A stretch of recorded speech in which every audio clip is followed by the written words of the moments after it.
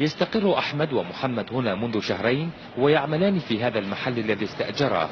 هما وآخرون كثر وصلوا إلى عفرين قادمين من الغوطة الشرقية ومناطق سورية أخرى. في ناس كثير نجت من الغوطة وناس حين كثير جينا، يعني جينا نحن كمية كبيرة، يعني كما يعدل الشيء 1500 عائلة. يعني باعتبارنا نازحون أعطونا منازل، وطبعا الشرطة الحرة هون ما قصرت، يعني أي واحد مثلا هون مدني من عفرين عنده بيتين مثلا، فيروحوا لعنده يقولوا له على كيفك، بتحب تأجر ولا تحب لا، يقول له المدني لا تعطيها مجانا.